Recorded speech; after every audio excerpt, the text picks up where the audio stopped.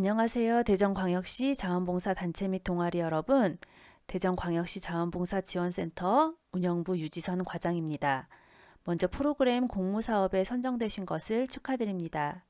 이번 회계교육은 여러분이 선정되신 후 제출해야 할 서류 작성법과 사업 종료 후 제출 서류 작성법, 그리고 회계서류 작성법 및 회계처리 기준에 대해서 안내해 드리도록 하겠습니다. 먼저 안내해드린 바와 같이 시센터 홈페이지에 게시된 회계교육 자료집을 준비해 주시기 바랍니다. 그럼 지금부터 2021 대전광역시 자원봉사 프로그램 공모사업 회계교육을 시작하도록 하겠습니다. 회계교육은 사업개요 및 일정 안내, 제출서류 작성법 안내, 회계처리 기준 안내 순으로 진행토록 하겠습니다. 그럼 지금부터 본격적으로 자원봉사 프로그램 공모사업 회계교육을 시작하도록 하겠습니다. 저희가 지난 4월 26일부터 30일까지 자원봉사 단체에 접수를 받고 심사를 진행해 총 18개 단체를 선정하였습니다. 선정된 단체에서는 사업비를 지급받아 6월부터 9월까지 봉사활동을 해주시면 됩니다. 활동 지역은 대전광역시 관내의 하나입니다. 저희가 공모 분야를 탄소 중립, 코로나19 극복, 자유주제 등으로 접수를 받았는데 탄소 중립은 3개 단체, 코로나19 극복 관련 봉사활동은 8개 단체, 자유주제는 7개 단체가 선정되었습니다. 지원 규모는 18개 단체, 보조금 3,216만 5,300원입니다. 다음은 일정에 대해서 안내해 드리도록 하겠습니다. 저희가 오늘 회계교육을 통해서 여러분들이 제출해야 될 서식들에 대해서 안내해 드리도록 하겠습니다. 그러면 이 교육을 바탕으로 실행계획서를 다다음 주 월요일, 화요일 5월 25일, 26일까지 양일간 제출해 주시면 됩니다. 그럼 저희가 실행계획서랑 보조금 청구서 등을 기반으로 해서 보조금을 5월 31일 날 교부해 드리도록 하겠습니다. 봉사단체께서는 6월부터 9월까지 사업을 실시해 주시면 되시고 저희가 그 중간중간에 모니터링을 실시하도록 하겠습니다. 사업 종료 후 10월 15일까지 결과를 제출해 주시면 됩니다. 중간에 사업이 종료가 되었다면 종료 후에 바로 제출해 주시면 됩니다. 저희가 제출해 주신 결과 보고서를 바탕으로 최종 심사를 10월 중에 진행하고 총 7개 단체를 선정하여 11월 달에 시상식을 진행하도록 하겠습니다. 다음은 선정 단체 제출 서식 및 작성법에 대해서 안내해 드리도록 하겠습니다. 총 18개 단체가 선정이 되셨는데요. 그 가운데 보조금을 신청하신 대로 받으신 단체들도 있고 신청한 금액보다 적게 선정이 되신 단체들도 있습니다. 최종적으로 저희가 선정된 금액에 맞춰서 다시 계획서들을 제출해 주시면 됩니다. 양식을 보시면서 설명을 해드리도록 하겠습니다.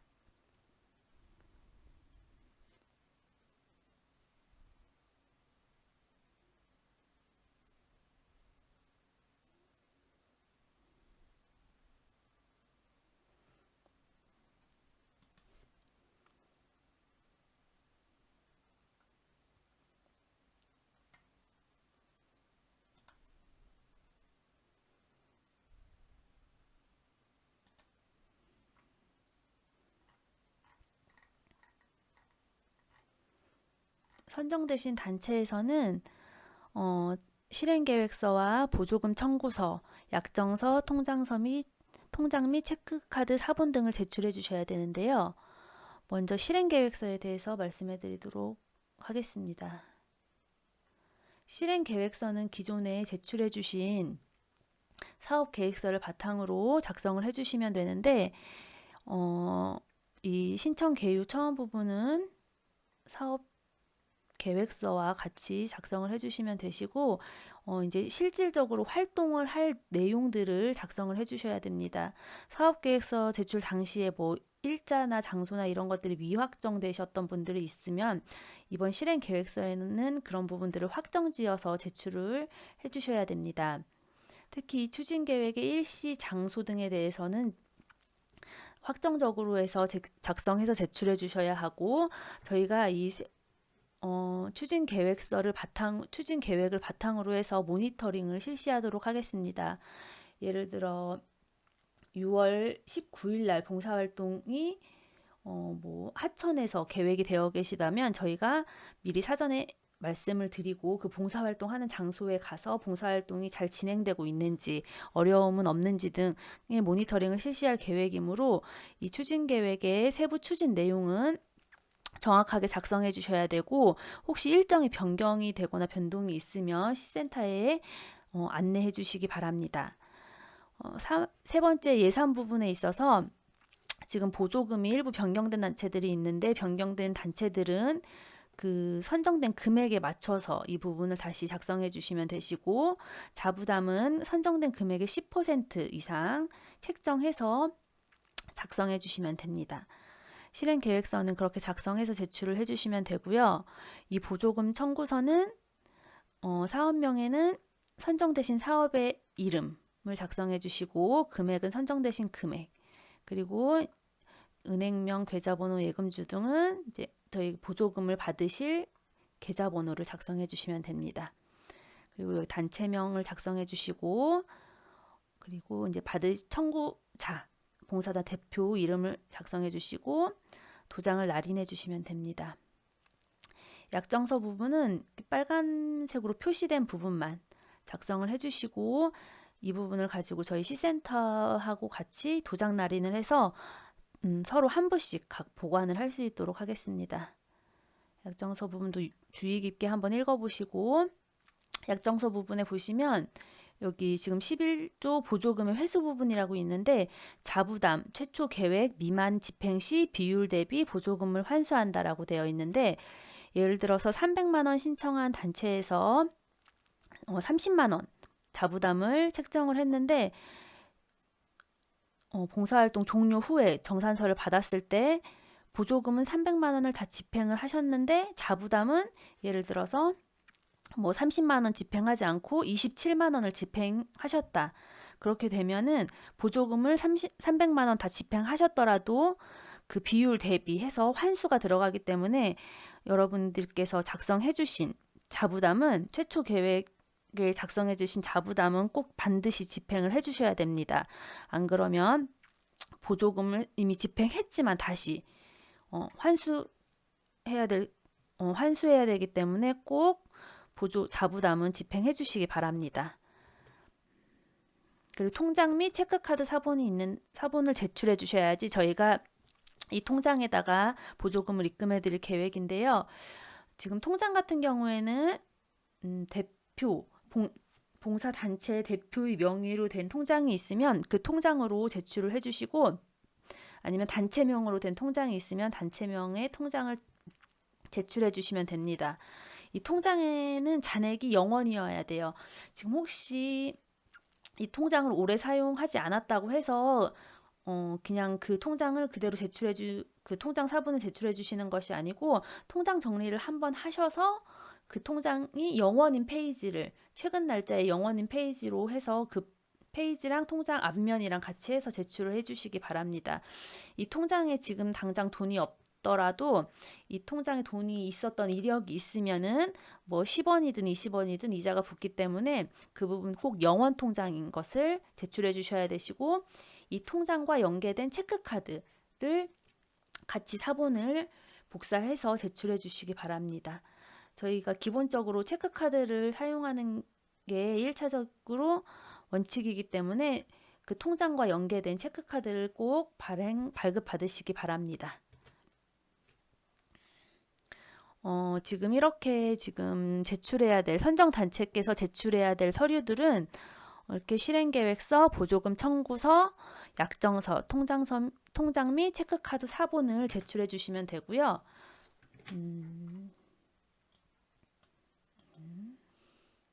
그리고 오실 때는 단체 대표의 도장을 같이 지참을 해 주셔야 됩니다. 지금 제출기한은 아까 말씀드린 대로 25일, 26일인데 지금 시청사에 코로나로 인해서 방문이 자유롭지 않기 때문에 저희가 미리 사전에 저한테 전화를 주셔가지고 언제 오겠다고, 언제 방문하겠다고 말씀을 해주시면 제가 이제 다른 단체들과 일정 조정을 해서 1층에 내려가서 민원인 접견실에서 만나서 서류를 받는 방식으로 진행을 해야 될 것 같습니다. 그러니까 무작정 지금 시청사가 출입이 좀 제한적인 부분이 많기 때문에 무작정 서류 내신다고 방문하시는 게 아니고 저랑 사전에 꼭 통화를 하시고 방문을 하셔야지 헛걸음하지 않으실 수 있기 때문에 사전에 전화 주셔가지고 방문 예약하시고 또 이 제출해야 될 서류를 당일날 그냥 가지고 오시는 게 아니고 저한테 미리 사전에 이메일로 제출을 해주시면 제가 수정할 부분이나 이런 부분들을 한번 검토해서 알려드릴 수 있기 때문에 이메일로 사전 제출해 주시기 바랍니다. 그리고 오실 때 반드시 도장 같이 지참해 주시고요. 다음은 사업 종료 후 제출 서류 및 작성법에 대해서 안내해 드리도록 하겠습니다. 지금 사업 종료 후에 제출해야 될 서류들은 결과보고서하고 정산보고서 그리고 자원봉사 활동 확인서 해가지고 3가지 서류를 제출해 주시면 되는데요. 먼저 결과보고서 양식을 한번 보면서 설명해 드리도록 하겠습니다.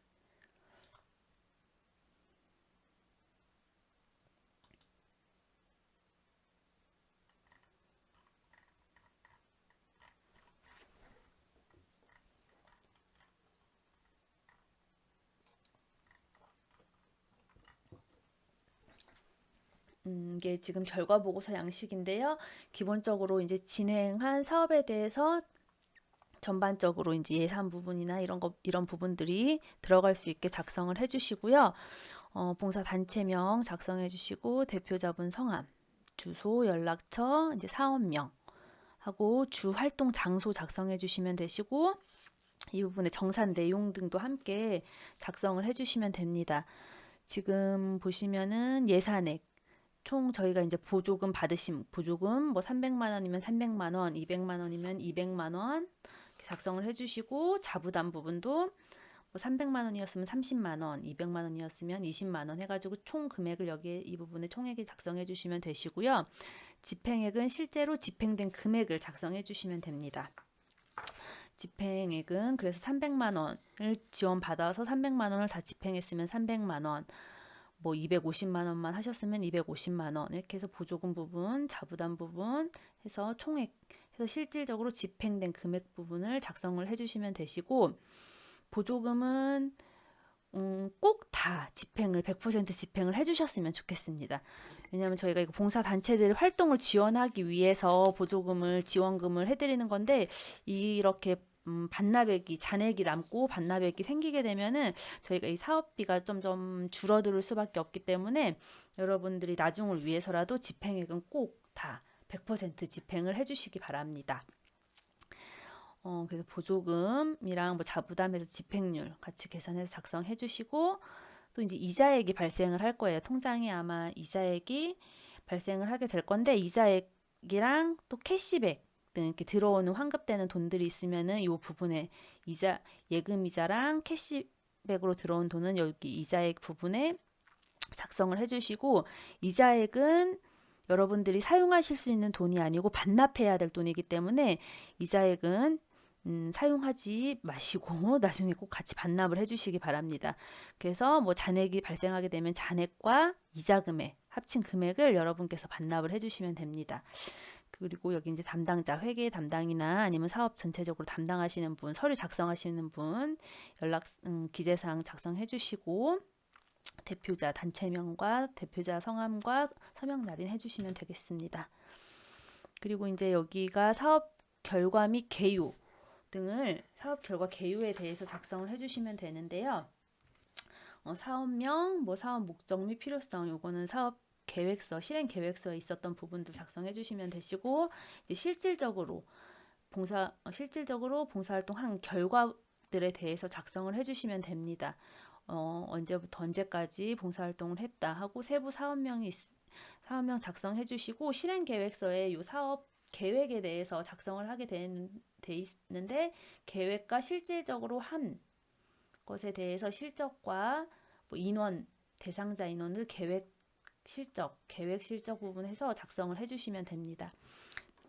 사업 성과는 이 사업을 통해서 어떠한 성과가 나타났는지, 어떤 효과들이 있었는지 이런 부분들을 작성해 주시면 되시고, 자체 평가는 봉사 단체 내에서 이 사업을 통해서 뭐 지역사회에 어떤 효과가 있었다든지, 봉사 단체 내에 어떤 효과가 있었다든지 그런 부분들을 또 이 프로그램이 이런 효과가 있었기 때문에 지속적으로 어떻게 뭐 진행되면 좋겠다든지 뭐 이런 것들을 작성해 주시면 되겠고, 향후 계획은 앞으로 봉사활동, 봉사단체에서 이 프로그램을 가지고 어떻게 이끌어 나가겠다라는 부분들을 작성해 주시면 됩니다. 효과가 뭐 좋았기 때문에 뭐 내년에도 진행을 하겠다든지 뭐 그런 부분들을 작성해 주시면 될 것 같습니다. 세부 추진 실적은 앞에 이제 있었던 사업 추진 실적을 더 구체적으로 작성해 주시면 됩니다. 그래서 예를 들어서 어떤 봉사활동 한 개를 계획을 했었는데 계획에 못 미치는 실적이 나왔다면 그 미달성 사유 등도 작성을 해주시면은 저희가 여러분들의 봉사활동에 어떤 문제점이나 어려운 점들이 있었는지 파악하는데 도움이 되기 때문에 이런 부분들도 같이 작성을 해주시면 좋겠습니다. 그리고 지금 연계 협력, 기관 현황 등은 봉사단체 혼자서만 지금 봉사활동 할 수 있는 프로그램들은 제가 봤을 때 거의 없었던 것 같아요. 어떤 단체들이나 기관이라든지 다 연계가 돼서 활동을 하시는 걸로 제가 지금 사업계획서에서 파악을 했기 때문에 그 연계 기관한 단체명이나 기관명 그리고 연계한 내용들 작성을 해주시면 되겠습니다. 봉사활동 할 때마다 요 부분 사진 이렇게 찍으시고 언제 어디서 활동하셨다고 하시고 또 어떤 내용 등으로 활동을 하셨다는 것을 매 회기마다 하실 때마다 요 부분을 작성해서 첨부해 주시면 됩니다. 그래서 사업 결과 보고서는 이렇게 4가지로 해서 작성을 해주시면 되고요. 사업 결과 개요하고 세부 추진 실적 그리고 활동 사진으로 작성을 해주시면 되시고 정산 보고서를 작성을 해주시면 되시는데요. 정산 보고서 이 정산 총괄표는 아까 사업 결과 보고서 맨 앞에 나왔던 부분처럼 보조금 얼마 예산이 얼마였는데 얼마 집행을 했고 잔액이 얼마 남았고 뭐 그래서 몇 % 집행을 했다라는 이런 부분들 작성을 해주시면 되시고, 자부담도 우리 단체 내에서 자부담이 뭐 20만 원이 있었는데 얼마 집행을 했고 그래서 집행률이 어떻게 됐다라고 이렇게 작성을 해주시면 되시고, 이자 같은 경우에는 이자랑 캐시백 같은 이렇게 통장으로 들어온 입금된 내역을 작성해 주시면 됩니다. 혹시 잔액이 발생했다면 잔액이 왜 발생했는지 그 사유를 같이 적어 주셔야 됩니다. 저희도 나중에 이 잔액이 발생되면은 같이 다시 반납을 해야 되기 때문에 왜 잔액이 발생했고 잔액이 발생이 됐다면은 아마 뭐 사업이 집행하는데 어떤 어려움들이 있었기 때문에 발생이 됐을 거라고 생각이 되는데 그런 사유들을 같이 기재해 주시면 되겠습니다.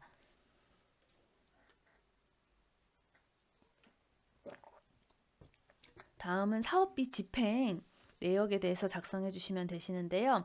보조금과 자부담 구분해가지고 작성을 해주시고, 이 지금 최종 예산이랑 집행액 잔액 부분이 있는데 이 최종 예산은 우리 실행 계획서에 작성해 주신 그 예산 부분들을 작성해 주시면 되시고, 여기는 이제 비목별로 이렇게 작성을 해 주시면 됩니다. 뭐 재료비, 홍보비, 강사비, 간식비, 식비 정도로 구분이 될 것 같은데요.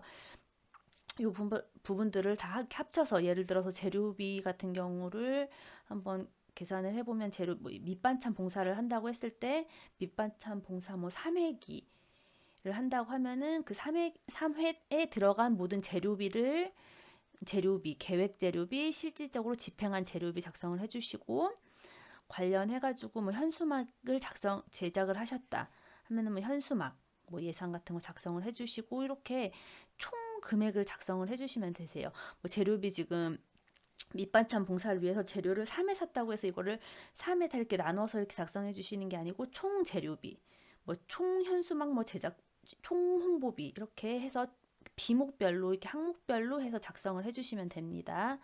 작성을 해주시고요. 그리고 이제 여기는 이제 보조금, 입출금 내역 해가지고 이 부분을 작성을 해주시면 되시는데요. 지금 뭐 일자 프로그램 항목, 내역, 지출금액, 수입금액, 결의변호, 결제 방법이 있는데 지금 보조금, 입출금 내역은 우리 통장 인출 순서대로 그대로 통장이랑 똑같이 이렇게 작성을 해주시면 되세요. 아마 제일 처음 칸에는 5월 31일 하고 여기 보조금 해서 뭐 수입 금액으로 해서 300만 원 이렇게 아마 이렇게 될 것 같아요. 첫 일자 같은 경우는 5월 31일에서 보조금 입금된 거. 우리 뭐 가계부나 용돈기 입장 쓰듯이 제일 처음에 이제 수입 잡고 수입해서 잡아주시고 그 다음부터 이제 쭉 지출한 거 순서대로 작성을 해주시면 될 것 같습니다. 결의 번호는 이따가 지출결의서랑 수입결의서 작성하는 방법을 안내해 드릴 건데요. 이것도 이제는 수입 같은 경우에는 아마 수입 1번 이렇게 될 것 같고 지출결의서 같은 경우는 이제 통장에서 지출된 순서대로 뭐 1, 2, 3, 4, 5 이렇게 쭉 나갈 것 같아요. 그렇게 나갈 것 같고 결제 방법 보시면은 이거는 이제는 체크카드나 계좌이체 또 재입금 요거 아마 세 가지 방법으로 아마 기재를 하시게 될 것 같은데요. 어떤 걸로 결제를 했는지 그 방법을 기재해 주시면 되겠습니다. 여기는 이제 보조금 입출금 내역이에요. 보조금 통장 우리가 보조금 통장을 사용하시게 될 텐데 그 통장에 인출된 그대로 해서 작성을 해주시면 됩니다. 다음은 자부담 집행 내역인데요. 이 부분은 이제 봉사단체에서 자부담 하기로 했던 금액들에 대해서 이렇게 작성을 해주시면 됩니다. 이거는 봉사단체에서 내부에서 사용하시는 거기 때문에 뭐 통장 사본이라든지 그런 증빙은 따로 하지 않아요. 영수증 증빙만 하기 때문에 이거는 자체적으로 쓰신 내용, 봉사단체에서 자부담으로 집행하신 내역들을 잘 이렇게 작성을 해주시면 되겠습니다. 이렇게 해서 자부담 집행 내역 작성해 주시면 되시고 이제 세 번째로 제출해 주실 게 자원봉사 활동 확인서입니다. 이 활동 확인서는 저희가 이제 실질적으로 봉사활동이 어떻게 했는지 안 했는지에 대한 확인을 이 활동 확인서로 할 예정인데요.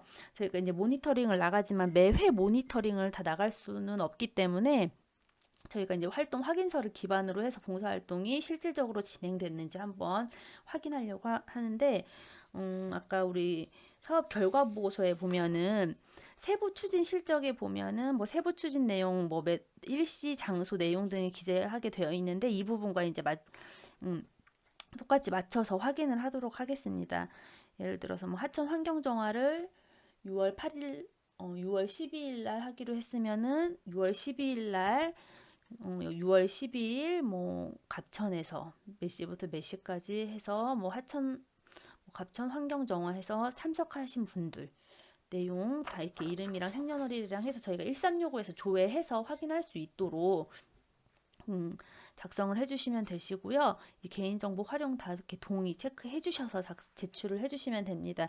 이 부분은 봉사활동 하실 때마다 작성을 해주셔야 되기 때문에 나중에 추후에 뭐 이렇게 작성하려고 하지 마시고 미리 출력을 하셨다가 활동하실 때마다 작성을 해 놓으시면 사후에 좀 어려움이 없으실 거라고 생각되고 이게 이제 저희가 이거를 기반으로 해서 1365에서 조회를 했을 때 이제 이 봉사활동 실적들이 나와야 돼요. 예를 들어서 홍길동이 뭐 이제는 언제 이 날짜에 했으면 1365에서 조회했을 때 그때 봉사활동 했다고 나와야 되기 때문에 관련 기관이라든지 아니면 구자원봉사센터에 결과보고서 등을 제출해서 봉사활동 실적이 반드시 입력될 수 있도록 그렇게 해주시기 바랍니다. 근데 이제 이 부분은 그냥 활동 확인서로 해서 제출을 해주시면 되시고 1365 포털에도 저희가 이제 등록이 돼야 된다고 말씀을 드렸잖아요. 그래서 이제 대표자분 한 분의 이제 그 봉사활동 관련 실적들을 제출을 해주셔야 되세요. 그래가지고 저희가 그걸 기반으로 요것도 활동 확인서랑 같이 이렇게 보면서 1365에서 봉사활동이 실질적으로 진행됐는지 여부를 확인하도록 하겠습니다. 요거까지 같이 첨부를 해주시고 만약에 뭐 봉사활동이 5회기가 진행이 됐다 하면은 요거는 5장이 나오겠죠. 봉사활동 확인서는 5장 제출을 해주셔야 되시고, 이 대표자의 그 1365 확인서에 그 5건의 봉사활동 내용이 있는 그 확인서를 같이 제출을 해주시면 됩니다.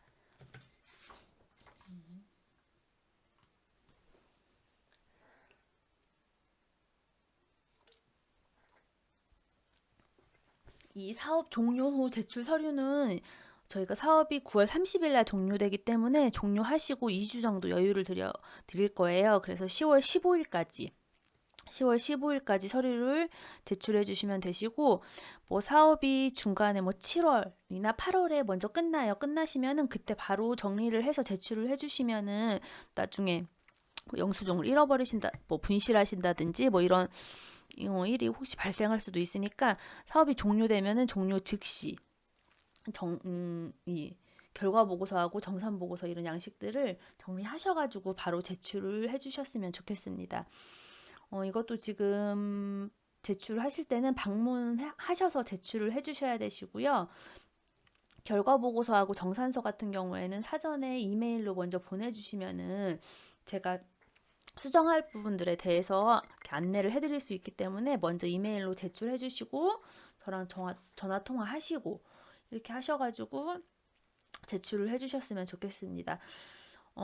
제가 뭐 궁금하시거나 뭐 작성하시다가 궁금하시거나 한 부분들이 있으면은 언제든지 전화 주시면은 자세히 안내해드릴 수 있도록 할 테니까 저한테 전화하는 거를 이렇게 어려워하지 마시고, 네, 담당자랑 전화 통화 자주 하면 좋을 수도 있으니까 이렇게 어려워하지 마시고 전화를 주셨으면 좋겠습니다. 이렇게 해서 사업 종료 후에는 결과 보고서, 정산 보고서, 자원봉사 활동 확인서 이렇게 제출을 해주시면 됩니다.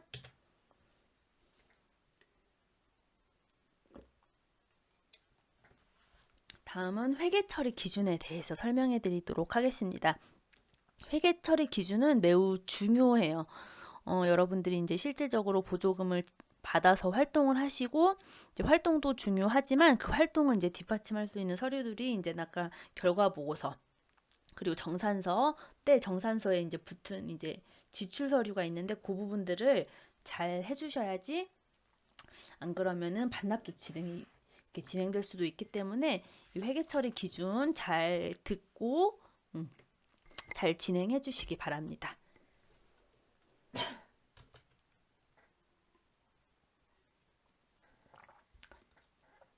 저희 아까 그 회계 교육 자료집 같이 보시면서 설명 들으시면 이해가 더 쉬우실 것 같은데요. 28페이지부터 설명해 드리도록 하겠습니다. 공모 사업비 예산 편성의 이제 기본 원칙인데, 첫 번째로는 이제는 실질 소요 예산 수립이에요. 그래가지고 이 자원봉사 프로그램 공모사업 달성을 위해 실행 가능한 적정 예산으로 예산을 편성해 주셔야 되세요. 뭐 이렇게 러프하게 뭐 이렇게 이 정도 될 것 같다 뭐 이렇게 해가지고 작성을 해주시는 게 아니고, 실질적인 소요 예산을 검색하셔가지고 알아보셔가지고 해서 실질적으로 이 돈이 이렇게 쓰이겠다라는 것을 작성을 해주셔야 되시고, 또 포괄적인 예산 편성이 또 불가합니다. 그리고 이제 뭐 예비비나 잡비 뭐 이렇게 해서 이런 것들로 사용 목적이 불분명한 이런 것들은 편성이 불가하니까 정확하게 작성을 해주시고, 그래서 아마 예산 항목들이 명확하게 재료비, 뭐 홍보비 뭐 이런 부분들로 해서 예산표 실행 계획서에 그 예산표를 그렇게 작성을 해주셔야 될 것 같습니다. 보조금 집행 기간은 6월 1일부터 9월 30일이에요. 그래서 이 뭐 6월 1일 전에 먼저 뭐 활동을 위해서 무엇인가를 샀는데 그거를 다시 이제 이걸 보전하는 부분은 안 되기 때문에 보조금은 6월 1일부터 집행을 해주시고, 또 9월 30일이 지나면은 집행이 불가하시기 때문에 꼭 이 날짜 보조금 집행 기간 안에 보조금을 집행을 해주시기 바랍니다. 예를 들어서 뭐 결제를 했어야 되는데 못 해가지고 10월 1일 날 결제를 했어요. 나중에 다 환수 조치가 들어갈 수 있는 부분이기 때문에 꼭 이 날짜는 기억하셔가지고 예산을 집행을 해주시기 바랍니다.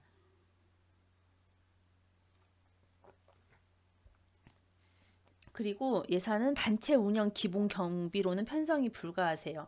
뭐 그래서 뭐 인건비라든지 사무실 임대료, 뭐 사무용 집기 구입, 뭐 공과금 뭐 이런 부분이 안 되기 때문에 이런 부분들 당연히 안 하실 거라고 생각이 듭니다. 그리고 또 이제 봉사활동 중 발생하는 단체 회원의 식대나 간식은 집행이 안 되세요.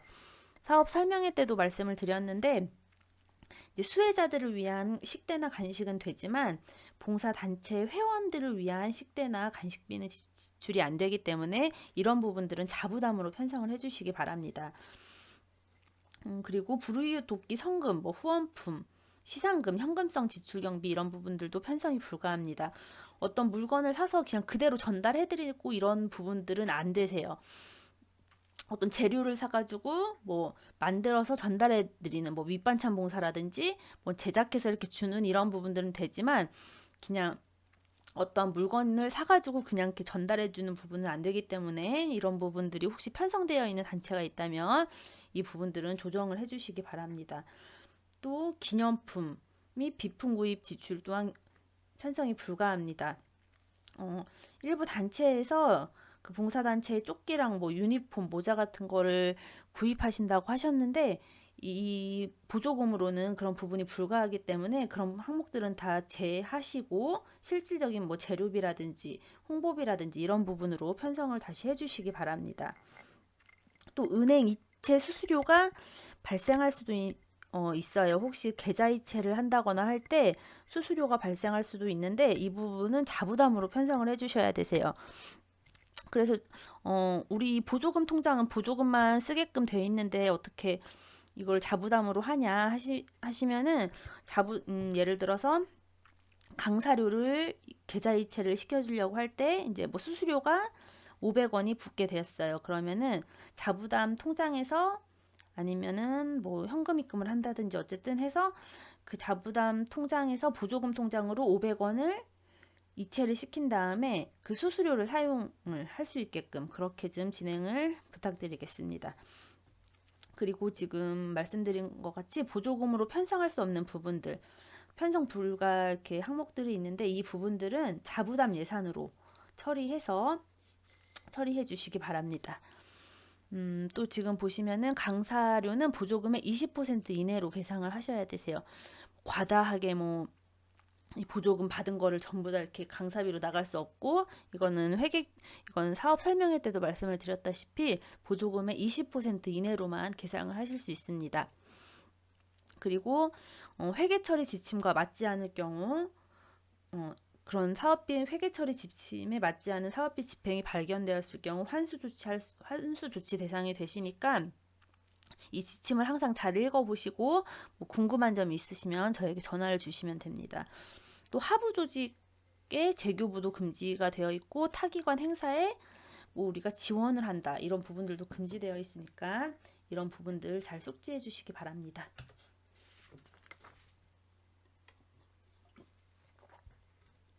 두 번째는 자부담 편성 및 정산인데 자부담은 보조금의 10% 이상 책정을 하시고 또 10% 이상으로도 책정해 주신 또 기관 단체들이 있으세요. 뭐 200만 원 신청하셨는데 우리는 이 사업의 뭐 완성도나 뭐 확장성을 위해서 자부담을 뭐 10%가 아니라 뭐 100만 원 예를 들어서 이제 200만 원 보조금이 됐지만 우리는 100만 원을 자부담으로 하겠다라고 신청하셨으면 그렇게 해도 되시는데 이제 그 계획된 만큼 집행을 꼭 해주셔야 되세요. 안 그러면은 비율 대비 환수할 거기 때문에 꼭 그 계획하신 만큼 꼭 자부담은 집행을 꼭 해주셔야 되시고 또 결과 보고할 때 이 자부담에 대한 정산서 및 지출결의서 등 집행 내역들을 같이 제출을 꼭 해주시기 바랍니다. 영수증 같은 경우에는 뭐 단체 내에서 사용을 할 수도 있기 때문에 영수증은 사본으로 제출을 해주셔도 될 것 같아요. 그렇게 사본으로 제출해 주셔도 되는데 어쨌든 자부담 부분도 정산을 해가지고 자료를 제출해야 되는 거 그 부분 꼭 기억해 주시기 바랍니다.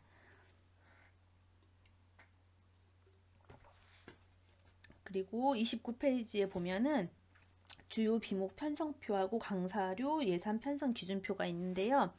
지금 주요 비목 같은 경우에는 지금 뭐 인쇄비 또 뭐 현수막이라든지 전단지라든지 아니면 책자 제작이라든지 이런 부분들 인쇄비 발생하는 부분들이 주요 비목에 되어 있고 또 이런 인쇄물이나 유형의 무슨 물품이 제작이 되면은 그 물품이나 현수막 뭐 전단지나 이런 부분에는 공모사업 지원 사업임을 반드시 표기를 해주셔야 됩니다. 표기를 해주시고 뭐 책자라든지 이런 부분이 있으면은 그런 부분은 이따 후에도 말씀드리겠지만 두부 꼭 제출을 해주시기 바랍니다. 그리고 재료비 같은 경우에는 실질적으로 아마 많은 단체들이 재료비에 저희 보조금이 많이 집행이 될 것 같은데요. 봉사활동 시 필요한 물품들로 편성을 하시면 될 것 같고 강사비는 말씀드린 대로 보조금의 20% 이내로만 계산하실 수 있고 해당 단체 소속 회원에게는 지급이 불가하세요. 예를 들어 우리가 발 마사지 봉사팀인데 봉사팀 안에 있는 뭐 선생님을 모셔가지고 뭐 강의를 듣는다든지 발 마사지 교육을 배운다든지 이런 부분 안 되고 외부에서 강사를 섭외하셔가지고 진행을 하셔야 되기 때문에 내부 봉사 단체 소속 회원들에게는 지급이 불가하다는 점 반드시 기억해 주시기 바랍니다. 그리고 뭐 체험비하고 식비 등이 있는데 이 부분은 아까도 말씀드린 것처럼 수혜자에 한해서만 집행이 가능하시고 봉사자분들 거는 자부담에 계상해 주시기 바랍니다. 그리고 강사료 예산 편성 기준표가 있는데요. 이거는 이제 기준표예요. 그래서 지금 아마 강사 섭외하는 단체가 제가 2단체인가 3단체 있는 걸로 봤는데 아마 이것보다는 금액이 다 적었던 것 같아요. 적었던 것 같은데 지금 여기 보시면은 기준에 보시면은 기타 전문 자격증을 가진 자로서 3년 이상 실무 경력자들이 아마 거의 강사로 쓰게 되실 것 같은데 이분들을 기준으로 했을 때 최초 1시간에 15만 원이고 초과 시간마다 이제 8만 원인데 저희가 이제 보조금에 어쨌든 20%밖에 계상을 하지 못하고 있기 때문에 이 금액들을 아마 다 주지는 못할 것 같아요.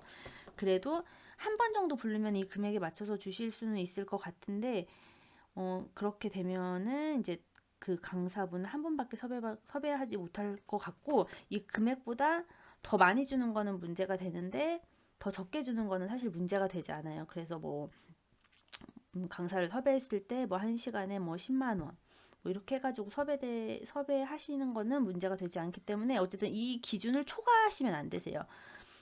이 해당 기준에 맞는 강사분이 여야 될 뿐 아니라 이 기준 금액을 초과해서 지출해 주시면 안 된다는 점 기억해 주시기 바랍니다. 다음은 보조금 회계 처리 기준에 대해서 설명을 해드리겠습니다. 우리 자료집 30페이지에 있고요. 요거 이제 같이 보시면은 우선은 첫 번째는 사업 실행 계획을 준수해 주셔야 되세요. 그래서 아까 사업 실행 계획서 이제는 제출해 주실 건데 거기에 의해서 거기 집행 계획에 의해서 집행을 해주시고 이거는 이제 일정도 마찬가지예요. 저희가 모니터링 나간다고 했는데 그 일정도 몇 월 며칠 날 뭐 어떤 봉사활동 하시겠다 하셨으면은 그 일정 그대로 진행을 해주셔야 되시고 일정이 변경됐을 때에는 시센터에 꼭 안내를 해주시기 바랍니다. 그리고 예산 변경 시 사전 승인을 시센터에 요청을 하셔야 되세요. 우리가 뭐 이제는 지금 어쨌든 코로나 상황이기 때문에 봉사활동에 어떤 변동이 있을지 모르잖아요. 그렇게 해서 만약에 변동이 생길 경우 해서 우리가 이 사업비를 다른 쪽으로 집행할 수밖에 없을 경우에는 미리 시센터에 우리 이러이러한 사유로 인해서 이렇게 변동을 하려고 한다라고 공문을 보내주시면은 저희가 그 공문을 바탕으로 해서 이렇게 변경해도 되겠구나라는 이렇게 해서 승인이 있은 후에 그 보조금을 집행하실 수 있으세요. 그렇기 때문에 꼭 이렇게 나중에 사후에 뭐 이렇게 집행하고 우리 이렇게 해서 이런 이유로 이렇게 집행했는데 이렇게 하시는 게 아니고 꼭 사전에 이런 사유로 인해서 변경을 해야 되겠다라고 말씀을 해주시고 요청을 해주셔야지 그걸 승인을 받으신 후에 금액을 집행을 하실 수가 있어요. 그리고 임의로 먼저 이렇게 보조금을 집행하면 안 되기 때문에 그런 부분들 꼭 기억하셨다가 시센터에 연락 주셔가지고 진행하실 수 있게 해주시고 또 사업 완료가 임박한 시점에서 예상 계획 변경을 요청하시면 안 되세요. 저희가 9월 30일이 사업 종료일이잖아요. 9월 30일인데 뭐 9월 한 15일 날 뭐 15일 앞두고 우리가 이렇게 해서 막 급하게 돈을 이제 막 집행을 해야 되기 때문에 변경을 해달라 이렇게 요청하시면은 어렵기 때문에 그거는 그냥 돈을 쓰려고 하시는 것밖에 안 되기 때문에 이렇게 잘 계획을 세우셔가지고 그 일정에 맞게 진행을 해주시기 바랍니다. 그리고 이제 두 번째는 보조금 통장 사용 및 전용 체크 카드를 사용해 주셔야 되세요.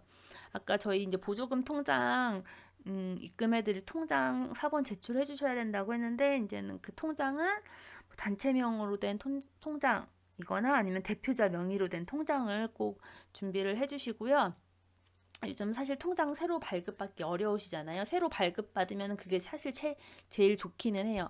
좋기는 하지만 요즘 이렇게 은행 가서 통장 발급받는 게 어려운 부분들이 있기 때문에 기존에 사용하시던 통장을 제출하셔도 되는데 어쨌든 그 통장이 영원으로 정리된 통장을 제출을 해주셔야 되세요. 그러니까 앞서 말씀드렸던 것처럼 그 통장에 지금 영원히 있더라도 그 통장에 돈이 있던 이력이 있으면은 이자가 뭐 1원이든 10원이든 붙기 때문에 저희한테 통장 사본을 제출해 주시기 전에 한번 은행 가셔가지고 통장 정리 한번 하시고 통장에 나도 몰랐던 뭐 이자가 20원이 들어왔어요. 그러면 그 통장에서 20원을 출금하시고 빼신 다음에 어쨌든 영원으로 만드셔가지고 그 통장을 제출을 해주셔야 되세요. 꼭 영원 통장을 꼭 제출해 주시기 바랍니다. 그리고 자부담 부분이 있고 보조금 부분인데 이건 별도로 통장은 별도로 사용하셔야 되세요. 우리가 이제는 이 사업을 위해서 센터에서 뭐 300만 원을 받고 우리가 뭐 30만 원 자부담을 해가지고 이걸 한 통장에 330만 원을 넣어가지고선 사용하시면 안 되세요. 안 되시기 때문에 자부담은 자부담대로, 보조금은 보조금대로 별도로 꼭 사용해 주시기 바랍니다. 그리고 이제 저희는 주로 체크카드 사용을 해야 되기 때문에 이 보조금 통장과 연계된 체크카드를 반드시 발급받으시고 그 체크카드만을 사용해 주시기 바랍니다. 지금 보조금 집행 방법은 조금 전에 말씀드렸던 것처럼 체크카드 사용이 주 원칙이고 강사비 등은 이제 계좌 이체를 할 수 있어요. 근데 반드시 현금 인출은 금지라는 거. 나중에 사업 다 끝나고 이렇게 현금으로 주고 이런 부분들을 안 되겠죠. 당연히 요즘 꼭 체크카드를 사용해 주시기 바랍니다. 그리고 계좌 이체 시에 세금 계산서를 꼭 활용하셔야 되세요. 강사비 말고 뭐 어떤 유형의 제작물이라든지 현수막이라든지 이런 거 만들 때 혹시 이제는 업체에서 뭐 입금을 하게 될 경우가 간혹 발생하실 수도 있는데 그럴 때는 반드시 세금 계산서를 발급을 받으셔야 되시고 세금 계산서를 발급을 받으시려면은 그 업체의 사업자 등록증이랑 통장 사본 등도 같이 받으셔가지고 첨부를 해주셔야 되세요. 그리고 이럴 때는 이 사업자 등록증이랑 통장 사본을 받으셨으면 이 통장 사본에 계좌 당연히 이제 그 금액을 그 통장이랑 계좌 이체하는 통장이랑 해서 계좌번호가 당연히 맞아야 되겠죠. 그렇게 일치가 돼야 되니까 그 부분도 확인해 주시고 강사 수당은 당연히 이제 계좌 이체를 해주셔야 되고 또 사업비를 일괄 인출해서 사후 정산하는 게 금지가 되어 있어요. 요즘 이제 그런 단체는 거의 없는데 뭐 사업 다 종료해가지고선 현금을 다 인출을 해서 정산을 하는 이런 행위는 금지되어 있습니다. 그리고 보조금 통장이랑 지출결의서, 영수증 간에는 집행일자하고 금액 등이 상호가 일치돼야 돼. 세 가지가.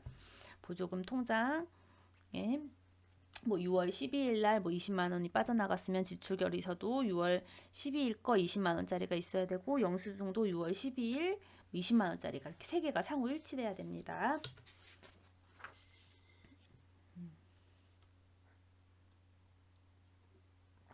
다음은 이제 보조금 회계 처리 방법인데요. 이제 보조금도 그렇고 저희 시센터에서 사용하는 저희 사업비도 그렇지만 이 세 가지 원칙은 다 모든 보조금을 사용하는데 다 원칙은 다 같은 것 같아요. 첫 번째는 구분격리. 아까 말씀드린 것처럼 공모사업과 관련된 통장이랑 회계장부, 증빙서류는 별도로 보관을 하셔야 되세요. 자부담이랑 같이 섞어서 혼용해서 사용하시는 것이 아니라 별도로 보관을 하시고 구분을 해서 사용해 주시기 바랍니다. 그리고 상호일치는 이제 조금 전에 말씀을 드렸는데 입출금 내역, 통장 입출금 내역이랑 뭐 수입이나 지출 결의 명세서랑 또 증빙 서류, 뭐 영수증이라든지 세 개가 상호가 일치해야 돼요. 어떻게 보면 당연한 거죠. 당연한 거지만 나중에 보면은 또 그렇지 않은 단체가 또 간혹 나올 수도 있어요. 꼭 통장 입출금 내역이랑 명세서, 지출 명세서랑 영수증, 증빙 서류랑 내용이 세 개가 꼭 일치해야 됩니다. 그리고 법규 준수가 있는데 이제 강사료가 나가는 단체가 있다고 말씀드렸는데 거기 이제 소득세법 해가지고 저희 이제 강사들 분들한테 원천 징수를 하게 돼 있어요. 그러니까 그 부분들 꼭 확인하셔가지고 지출을 해주시고 또 관련 지침들 지금 기본적으로 제가 회계교육 때 말씀해드린 부분들 위주로 해서 준수를 해주시면 될 것 같습니다. 자, 이제 다음은 보조금 회계 처리 방법에 대해서 말씀을 해드리겠습니다. 이제 첫 번째로는 이제 수입인데요. 저희가 이제는 이제 봉사단체께서 이제 선정되신 금액들을 저희한테 지원금을 신청을 해주실 거예요. 신청을 해주시는데 이 신청은 이제 아까 제일 처음에 말씀드린 보조금 청구서가 있어요. 그 청구서를 작성해서 저희 이제 시센터에다가 제출을 해주세요. 제출을 해주시면은 저희가 그 통장에다가 보조금을 입금을 해드릴 거예요. 보조금을 입금을 해드리고 그러면은 이제 봉사단체는 보조금을 받겠죠. 받으면은 이제 수입결의서를 작성을 해주시면 되세요. 수입결의서를 작성을 해주시면 되세요. 그러니까 돈을 달라고 청구를 하시고 그 돈이 지원금이 이제 입금이 되면은 그거에 따라서 수입결의서를 작성을 해주시면 되세요. 그래서 이제 보조금 수입결의서 이따 서식 설명을 드릴 때 다시 말씀드릴 건데 그래서 그 서식들을 작성을 해주시고 이 수입은 딱 아마 2장 내지 3건이 나올 것 같아요. 2건 내지 3건이 나올 것 같은데 이제 저희가 이제 보조금 드리는 거 하나 그리고 이제 예금이자가 붙게 되면은 그거에 대해서도 수입결의서를 작성을 해주셔야 됩니다. 이번 수입결의 작성법은 이따가 다시 한번 안내를 해드리도록 하겠습니다. 두 번째는 지출에 대한 처리 방법인데 먼저 지출결의서를 작성을 해요. 우리가 이제 이 사업에 대해서 재료비를 위해서 얼마를 쓰겠다라고 지출결의서를 작성을 해주시고 이제 이거에 관해서 결제를 담당자하고 이제 단체장에 결제를 득하면 되고 실질적으로 이제는 물건을 사요. 재료비를 밑반찬이라고 했을 때 밑반찬 재료를 사고 그럼 이제 카드로 결제를 하겠죠. 웬만하면은 다 체크카드를 사용해서 결제를 하고 그리고 이런 것들을 이제 보조금 입출금 내역에 기록을 해주시고 이제 통장 순서대로 이렇게 기재를 해주시고 그 관련 서류들 영수증이라든지 이런 서류들을 일체 이렇게 편철을 해주시면 됩니다. 지출결의서 작성법 작성을 하실 때는 우선은 1건 1문서주의 원칙인데 1건 1문서라는 거는 쉽게 말하면 영수증 하나에 지출서류 한 개라고 보시면 될 것 같아요.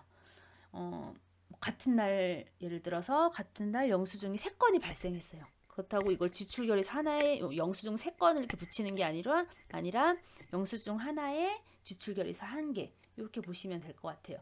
1증빙 1회계 원칙도 내내 같은 말이에요. 영수증 하나에 한 개의 지출결의서가 있으면 됩니다. 그리고 보조금 입출금 내역과 지출결의서는 통장 내역 순서대로 보조금 입출금 내역이 그렇게 작성이 되시면 되고 지출결의서 순서도 통장에게 찍힌 대로 그 순서대로 이렇게 작성을 해주시면 됩니다. 그리고 보조금 입출금 내역에 입력되는 뭐 날짜, 금액, 지출결의서 번호 등도 모든 내용이 증빙과 일치해야 돼요. 보조금 입출금 내역 작성을 하게 되시는데 거기에 있는 날짜하고 지출결의서에 붙어있는 뭐 영수증, 날짜하고 금액이랑 이런 부분들이 모든 게 당연히 일치해야 되겠죠. 일치해야 된다는 부분. 이제 적격 증빙 자료에 대해서 말씀을 해드릴게요. 우리가 이제 1차적으로 지금 체크카드를 거의 주로 사용하실 거잖아요. 1차적으로 체크카드를 사용하시게 될 건데, 이제 이 체크카드 사용하게 되시면은 이제 지출결의서를 작성을 하실 거고, 그 지출결의서 뒤편에다가 영수증을 같이 첨부를 하게 되실 거예요. 영수증 첨부하실 때 우리 체크카드 영수증 이렇게 보시면은 이렇게 두 가지 종류가 있어요. 체크카드 영수증 보시면은 한 개는 뭐냐면 내역이 다 나와 있는 영수증. 한 개는 뭐 예를 들어서 어떤 대형 마트에서 물건을 샀을 때 보시면은 이렇게 그 내역에 뭐 예를 들어 오이는 얼마, 뭐 두부는 얼마, 뭐 음료수 뭐 콜라는 뭐 3개 샀는데 개당 얼마에서 얼마 뭐 이렇게 그 내역이 다 나오잖아요. 그런 영수증이 있고 또 어떤 영수증은 금액만 나와요. 금액만 나오는 영수증이 문제인데 체크카드 이제 내역이 나와 있는 영수증은 그 영수증만 증빙하시면 되는데 금액만 나온 영수증의 경우에는 그 어떤 물건을 샀는지 모르잖아요. 그렇기 때문에 간이 영수증이나 뭐 견적서 또는 거래 명세서 등을 같이 첨부를 해주셔야 되세요. 우리 그냥 금액만 나와 있으면은 여기에서 뭐 술을 샀는지 예를 들어 술을 샀는지 뭐 밑반찬 봉사활동에 필요한 반찬 재료를 샀는지 모르잖아요. 그렇기 때문에 반드시 간이 영수증 또는 견적서, 거래명세서를 반드시 같이 첨부를 해주시기 바랍니다. 그리고 단일 품목 100만 원 이상 시 비교 견적을 제출해 주시고 제가 봤을 때 단일 품목이 100만 원 이상 된 단체는 없었던 것 같아요. 혹시나 있다면은 그때는 이제 비교 견적 같이 제출해 주시면 됩니다. 그리고 간이 영수증만으로는 증빙이 불가하세요. 어쨌든 간이 영수증이 있으면 체크카드 영수증이 같이 첨부돼야지 영수증 없고 간이 영수증만 딱 이렇게 들이미시면은 그거는 환수조치 대상이세요. 간혹 어떤 단체가 있었다고 하는데 환수할 거예요. 제가 지금 뭐 이렇게 얼굴이 안 보인 상태에서 이렇게 말을 드려가지고 어떻게 전달될지는 모르겠지만 간이 영수증만 예를 들어서 통장 인출 내역에 10만 원이 찍혔어요. 10만 원이 찍혔는데 지출증빙 서류에 간이 영수증만 붙어 있어요. 그렇게 되면은 안 되겠죠. 그럼 이렇게 어쨌든 체크카드 영수증이 없으면 없고 간이 영수증만 첨부를 하시면은 이런 부분들은 제가 환수 조치 반드시 들어갈 거기 때문에 제가 지금 누누이 계속 말씀드리고 있습니다. 간이 영수증만으로는 증빙이 불가하세요. 반드시 체크카드 영수증 같이 발급 받으시고 간이 영수증이 예를 들어서 체크카드 영수증이 없어요. 요즘은 카드사에 전화하면은 그 내역들 다 받을 수 있거든요. 그리고 카드 영수증 같은 거 집으로 날아오면은 거기 어디서 뭐 샀다라는 부분들이 있잖아요. 그런 거 있기 때문에 같이 꼭 체크카드 영수증 꼭 잊어버리지 마시고 같이 첨부해 주시기 바랍니다. 그리고 지금 계좌이체도 이제는 간혹 발생할 수 있는데 저희는 우선 원칙적으로는 체크카드를 사용하는 거를 원칙으로 꼭 해요. 원칙으로 하는데 간혹 없는 업체가 있을 경우에는 이제 계좌이체를 하게 되는데 계좌이체 할 경우에는 지출결의서가 이제 당연히 있겠고 입금증 그 이제 계좌 이체했다는 입금증이 있어야 되고 계산서 내지 세금 계산서가 반드시 있어야 돼요. 이게 발행이 되는 업체를 이용을 하셔야 됩니다. 세금 계산서 세금 계산서나 계산서가 발행이 되는 업체를 꼭 이용을 하시고 그에 따라서 이제 견적서 같이 증빙을 하셔야 되시고 그 거래 업체의 사업자 등록증, 통장 사본 요렇게 다 이렇게 첨부를 하셔야 되세요. 첨부해야 될 게 많죠. 첨부해야 될 게 많으니까 웬만하면은 다 체크카드 사용을 권장합니다. 그리고 이제 강사비 계좌이체 할 때는 뭐 이제 지출결의서 당연히 있어야 되고 계좌이체 입금증 있어야 되고 이제 강의 확인서 뒤에 회계서식 양식에 있는데 강의 확인서하고 강사 프로필이나 이력서 같이 첨부해 주시고 통장 사본 그리고 강의 원고가 있다면 원고 그리고 강의하는 사진 또 신분증 사본이 있어야 돼요. 저희가 강사비는 어쨌든 이따가 원천 징수에 대해서 얘기할 텐데 원천 징수를 떼든 안 떼든 그 수입에 대해서 기타 소득이 발생한 부분에 대해서는 어쨌든 국세청에다 신고를 해야 되기 때문에 뭐 이제 저희 기준 금액이 12만 5천 원인데 12만 5천 원 아니고 뭐 10만 원 나갔는데 나갔다고 해서 이런 게 필요 없는 게 아니고 꼭 신고를 다 해야 돼요. 세법에 의해서. 그렇기 때문에 신분증 사본이랑 이런 부분들 다 제출을 같이 해주시기 바랍니다. 여기 원천징수 이제 바로 나왔는데요. 원천징수는 이제 강사비 지급 시에 발생을 해요. 뭐 소득이 누군가에게 소득이 발생했을 때에 이제 원천징수를 하는데 강사비 지급 시에 강사가 납부해야 할 세금을 미리 떼어서 납부하는 제도입니다. 강사비를 동일인에게 월 12만 5천 원을 초과하여 지급할 경우에 원천징수가 발생이 돼요.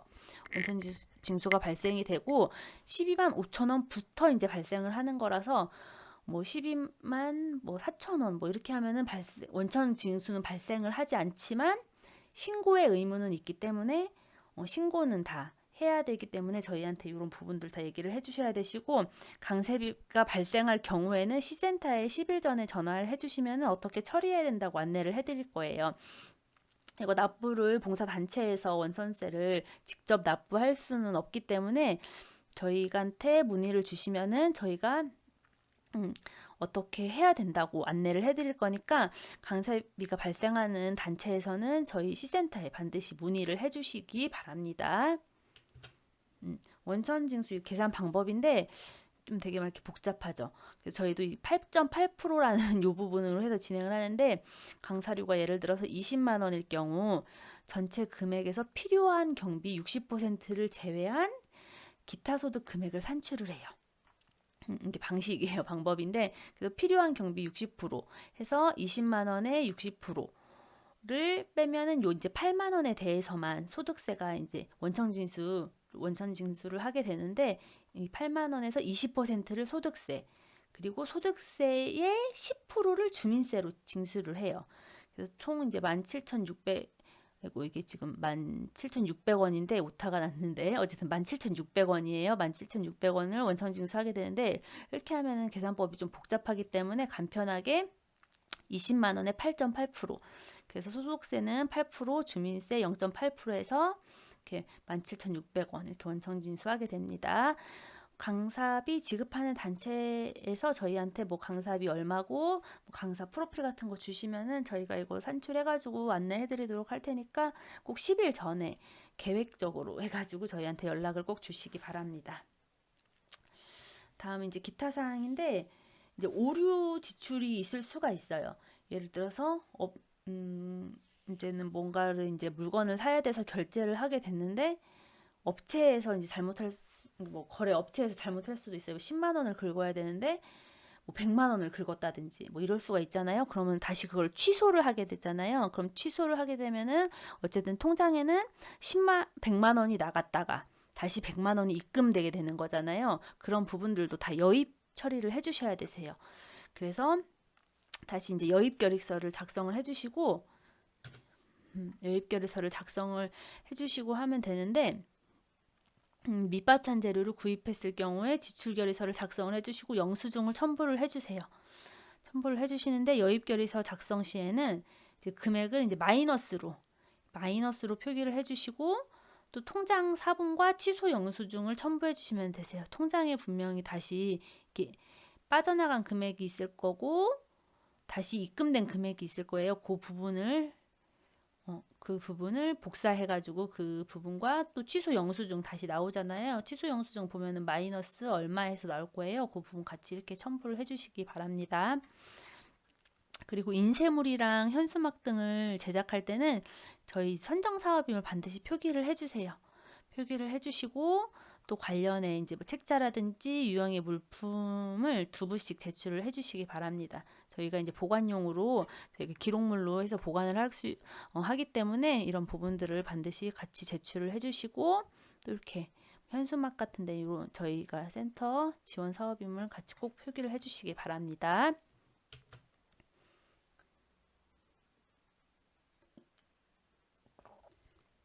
다음은 이제 회계서식 작성 방법에 대해서 안내를 해드리도록 하겠습니다. 사실 봉사활동하고 그냥 이렇게 뭐 돈 쓰고 하면은 사실 편한데 이런 회계서식이나 이런 거 수입들을 작성하는 데 있어서 되게 봉사단체분들이 어려워하시는 부분이 있는데, 이번에는 그래도 최소한 좀 번거로움을 줄이기 위해서 서식을 좀 예전에 비해서 축소를 했어요. 축소를 했지만 어려워하실 수도 있기 때문에, 어렵거나 작성 시에 뭐 이렇게 너무 힘들다 하시면 전화를 주시면은 제가 자세히 다시 차근차근 안내를 해드리도록 할 테니까, 지금 설명 잘 들으시고 한번 작성을 계속 해주시기 바랍니다.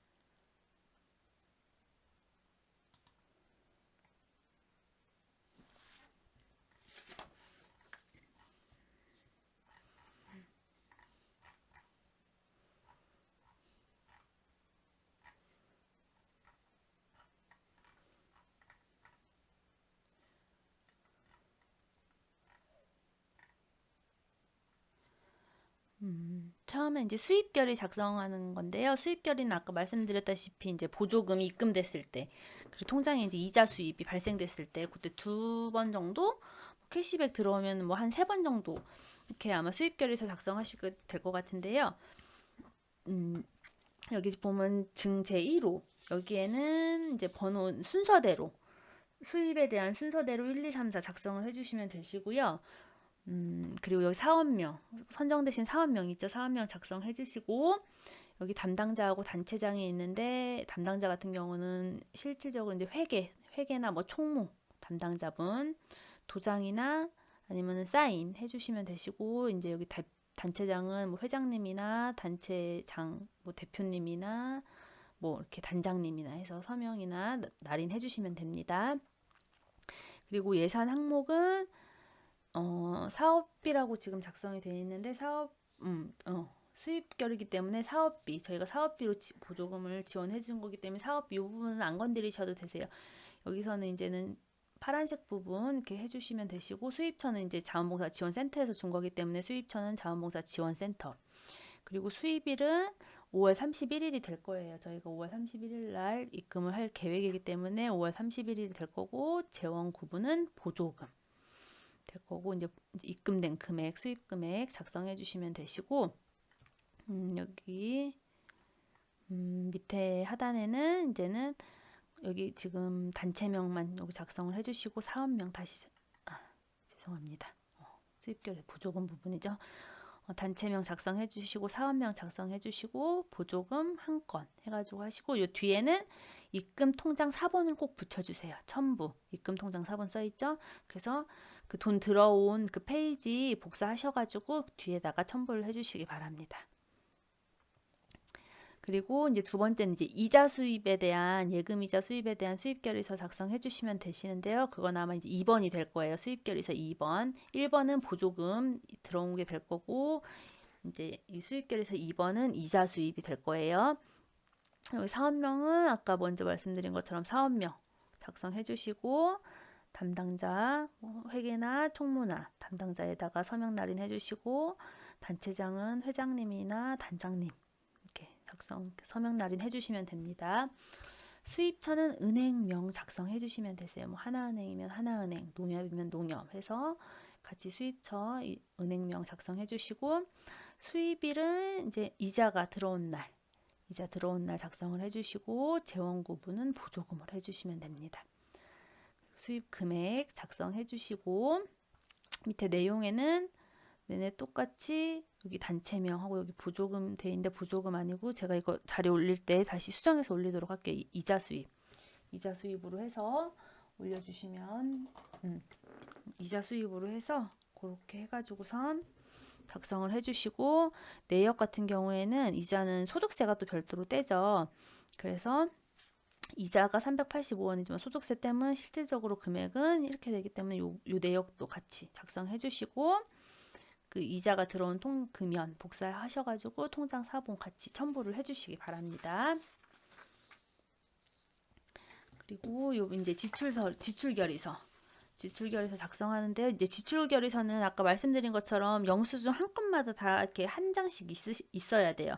영수증 하나에 지출결의서 한 장이라고 보시면은 좀 생각하기에 좀 편하실 것 같아요. 그래서 지출결의서 한 장에 영수증 한 개 같이 이렇게 생각하시면 되시고, 지출결의서 증번호는 이제 지출 순서대로 1, 2, 3, 4 이렇게 통장 내역, 통장 인출 순서랑 똑같겠죠? 1번, 2번, 3번, 4번 나가시면 되시고, 사업명은 요 지원하는 사업명 작성해 주시고, 여기 결제하는 도장 날인하는 부분은 수입결의서랑 똑같이 뭐 회계 담당자나 총무나 회계나 뭐 이렇게 도장 날인 해주시고, 단체장은 이제 대표나 뭐 단장님 이렇게 작성해 주시면 됩니다. 예산 항목 같은 경우에는 지금 저희 사업계획서, 사업실행계획서에 예산 항목 세우시잖아요.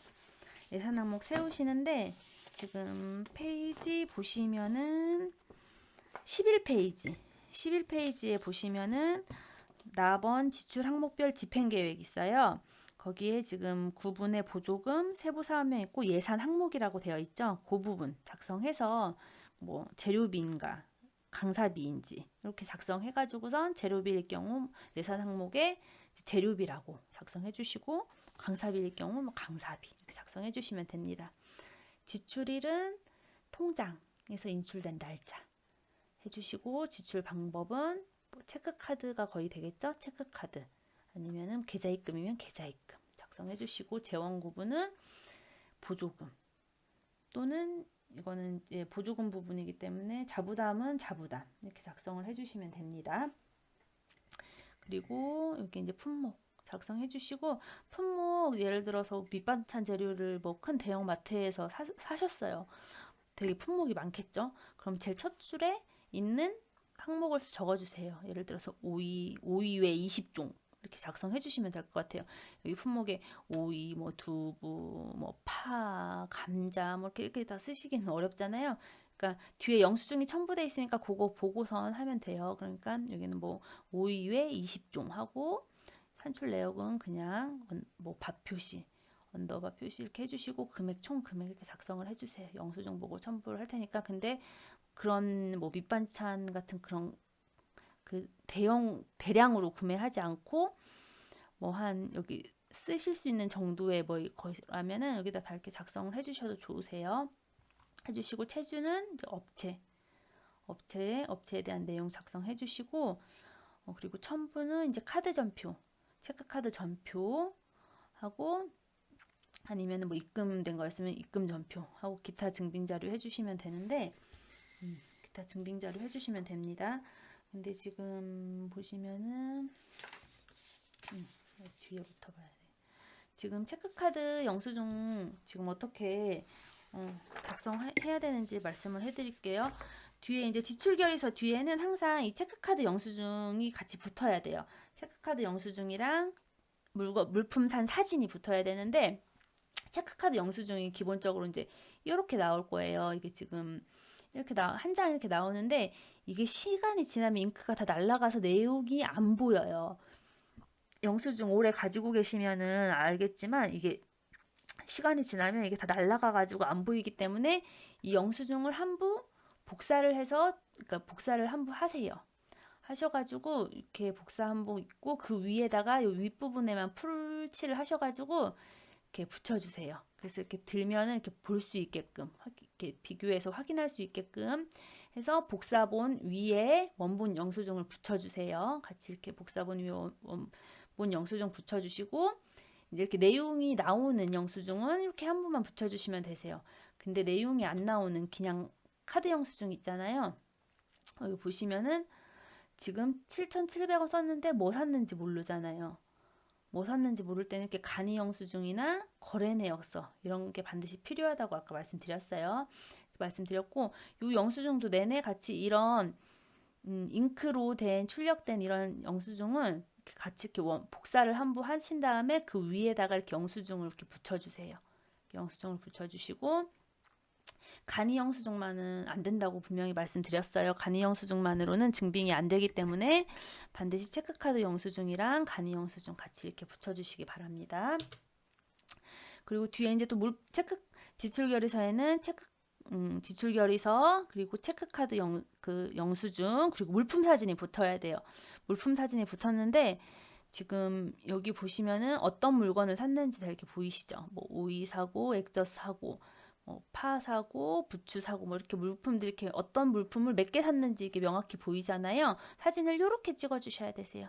이렇게 찍어 주셔야지, 이렇게 뭘 샀는지, 뭘 몇 개 샀는지 이렇게 모를 정도로 이렇게 찍어 주시면 안 되고, 반드시 이렇게 종류와 수량을 확인할 수 있도록 이렇게 사진을 찍어 주시고, 밑에 이제 이렇게 작성을 해 주시면 되겠습니다.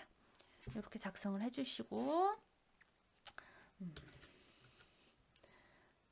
그리고 지금 이제 지출결의서 작성 방법은 아까 설명을 드렸고, 증빙서류 제출 내내 말씀드린 것 같은데, 지금 지출 카드 결제 시에는 지출 결의서, 그 결의서 뒤에 카드 영수증이 붙어야 되고요.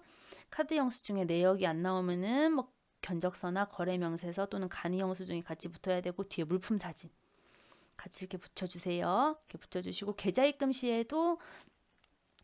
시에는 이제 더 서류가 더 많죠. 아까 말씀드린 것처럼 입금증이랑 세금 계산서 내지는 계산서, 그리고 견적서, 사업자 등록증, 통장 사본, 물품 사진 이렇게 같이 이렇게 붙여줘야 되니까, 지금 카드 결제하면 사실 붙여야 될 게 별로 없잖아요. 근데 계좌 입금하면은 지금 뭐 세금 계산서도 받아야 되고, 견적서도 받아야 되고, 사업자 등록증, 통장 사본 받아야 되고 복잡하기 때문에 카드 결제를 해주시기 바랍니다. 그리고 강의비 이체 시에는 아까도 사전에 말씀드렸는데, 강의 확인서, 프로필, 개인정보 동의서는 강의 확인서에 내내 같이 있어요. 그리고 같이 해서 작성해서 제출하실 수 있게 해주시고, 그리고 신분증 사본이랑 입금증이랑 통장 사본이랑 해서 같이 제출을 해주시고, 아까도 말씀드린 것처럼 10일 전에, 반드시 10일 전에 시센터로 연락을 주시면은 안내를 해드리도록 하겠습니다. 원천 징수한 그 금액을 봉사단체에서 국세청이나 서구청 등, 구청 등으로 납부를 해야 되는데, 납부할 수가 없으실 거예요. 그래서 왜냐하면 신고를 해야지 납부가 가능한데, 그래서 그 신고를 저희 시센터에서 할 거예요. 시센터에서 하고 시센터에서 납부를 할 거기 때문에, 강사비가 발생을 하게 되면은 저희가 계산을 해서 원천징수 금액 얼마를 저희 시센터 통장 계좌를 알려드릴 거예요. 그럼 거기로 입금을 해주시면은 저희가 그거를 국세청이랑 신고를 하고 납부를 할 계획이기 때문에 반드시 10일 전에 시센터로 연락을 주시기 바랍니다. 영수증 반드시 잘 챙겨주시고, 여입결의서 설명을 해드릴게요. 여입결의서 같은 경우는 아까 말씀드렸다시피 지출하고 결제를 하시고 취소했을 때 발생되는 이제 서류인데요. 여기 증번호는 내내 지출결의서 번호를 따시면 되세요. 지출결의서 순서대로 번호 1, 2, 3, 4 따시면 되시고, 이 부분까지는 다 똑같아요. 이 부분 사원명이랑 담당자 서명날인 하는 거, 단체장 서명날인 같고, 여입 금액이 마이너스 돼 있죠. 마이너스 표시를 해주셔야 되세요. 돈이 나갔다가 다시 들어왔기 때문에 마이너스 표시를 해주세요. 해주시고, 예산 항목은 아까 말씀드린 것처럼 아까 예산 비목 항목 그 부분 작성해 주시고, 여입일은 통장에 돈이 들어온 날짜 해주시고, 지출 방법은 뭐 체크카드 아니면은 계좌입금 오류가 났을 때는 뭐 계좌입금 뭐 이렇게 해주시고, 재원금부는 보조금 해주시고, 여기 내역 같이 작성을 해주시고, 체주도 그 업체 내용 작성해 주시고, 뒤에는 카드 전표하고 통장 사본, 통장에 보면은 다시 입금된 그 내역이 입금된 부분이 있잖아요. 그 부분 복사하셔가지고 첨부를 해주시면 되겠습니다. 이제 강의 확인서예요. 강사 섭외하시는 단체가 2단체인가 3단체 있는데, 그 단체들은 이 부분 작성을 해주시면 되세요. 사원명이랑 일시, 장소, 주제하고 강사 이름, 소속 같은 거 다 작성을 해주시고, 개인정보 수집 내용 동의하는 거 해가지고 여기 서명해가지고 작성을 해주시면 됩니다. 그리고 요 금액 같은 부분 저희가 계산을 해드릴 수 있으니까 어느 정도 일정 부분 작성하셔가지고 저희한테 연락 10일 전에 반드시 주시기 바랍니다. 그리고 예산 변경 승인 요청 공문 예시인데요. 아까 말씀드렸다시피 이제 갑자기 예산이 변경을 해야 될 경우, 봉사활동 상황 중에 예상치 못한 뭐 일로 인해서 변경으로 인해서 보조금 사용하는 걸 변경 승인 요청이 있을 때 이 공문 저희가 예시해 드렸으니까 여기에서 내용만 일부 수정하셔가지고 금액만 정확하게 해서 저희한테 이 공문 보내주시면 저희가 봐서 타당 웬만하면은 다 이렇게 변경을 승인을 해드리기 때문에 타당하지 않으면은 타당성만 있으면 저희가 다 승인을 해드릴 거예요. 그러니까 어려워하지 마시고 승인 요청 해주시면은 저희가 변경해가지고선 다시 승인했다라는 공문을 보내드릴 거예요. 그러면 그 공문을 받으시고 집행을 하셔야 되세요.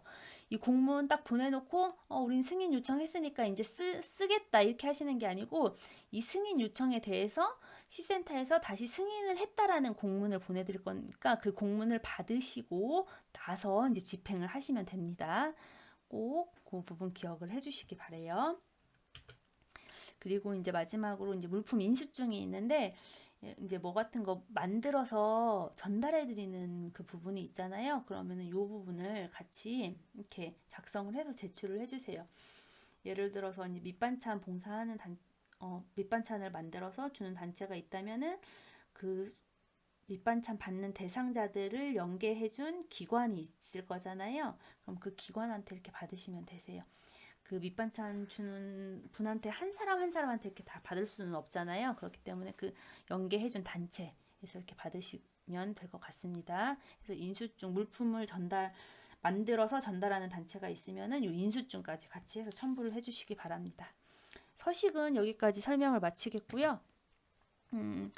지금 제가 이거 화면 보면서 이렇게 녹음하면서 지금 이렇게 교육을 하고 있는데 지금 벌써 1시간 15분이 지났어요. 1시간 15분이 지났는데 참 긴 시간이죠.